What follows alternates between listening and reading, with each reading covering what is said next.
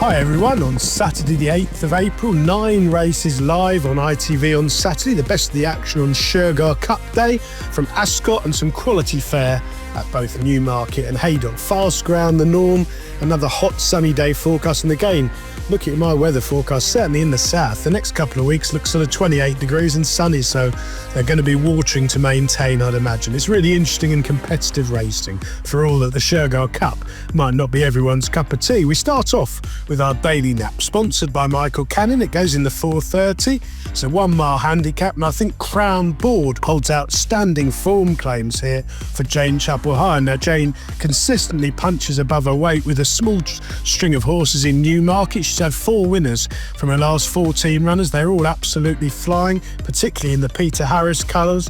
The owner of Spreadex, of course. Crown Board is a very progressive performer who I thought was a bit unlucky over course and distance on fast ground a couple of weeks ago, looking ahead of this mark.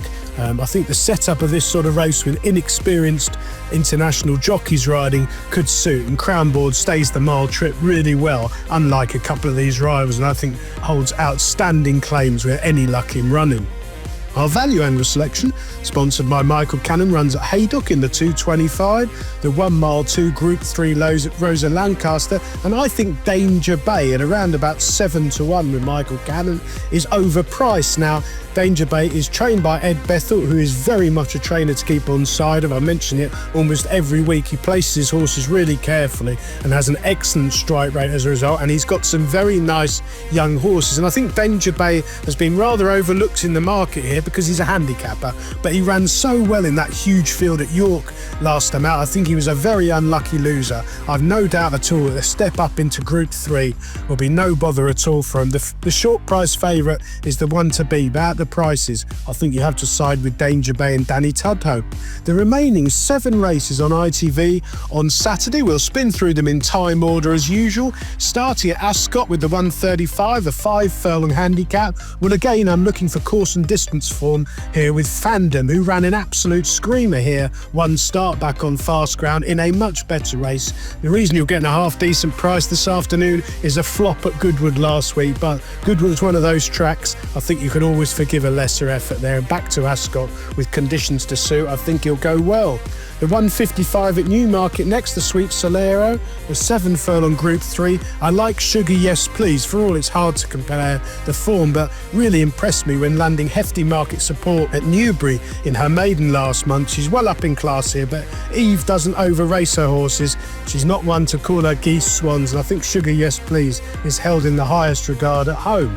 Back to Ascot for the 2 mile handicap at 2:10. I like Spirit Mixer here for Andrew Balding. Andrew, 10 winners in the last fortnight. I like the fact that Spirit Mixer has been freshened up after 6 weeks off for this race. Stays 2 miles really well. He's one of those horses, he got a bit lost in the twilight zone. He's too highly rated. He's not good enough for sort of listed or group company, and his mark's plenty high enough, but the unique demands of the Shergar Cup should suit him, and he has got a touch of class at this level of competition. Back to Ascot for the 2:45. I like Night Breeze for this 1 mile 4 handicap here. Ian Williams, another informed yard, 6 winners from his last 32 runners in the last fortnight, and Night Breeze has been running really well at a similar level of competition all summer long since winning. Has got a career high mark to defy, but bound to go well again with conditions to suit. Back to Haydock for the 3 o'clock, a 1 mile listed contest, but I'm going to take a chance on Calendar Girl here for Owen Burrows. Owen, a yard I really like, has had a quiet few weeks, it has to be said, but Calendar Girl has been off the track a long time, but was reportedly fit and well, working well at home, and she's hoped to more improvement if she's over the injuries that have kept her off the track for so long. Back to Ascot for the 3:20, a 6 furlong handicap. Well, our old friend Havana Hurricane is a very interesting runner here for Eve Johnson-Houghton, has been gelded since we last saw him 4 weeks ago. Again, a horse who falls into the twilight zone, too high up the weights for these hot Saturday handicaps, but he has been given a bit of a chance now, and a couple of his runs, notably at Sandown, one start back, I thought he ran really well, and if he repeats that form under top weight here, he should go well. And finally for us, the 3:55, Ascot, 1 mile 4 handicap. King of Berkshire from the Red Hot Andrew Boarding Yard has been running really well in defeat recently. He is quirky, but this 1 mile 4 with these inexperienced riders at Ascot, I think could be the perfect setup for all his quirks, and he seems sure to go well, perhaps play each way. Best of luck with all 9 ITV races on Saturday, everyone.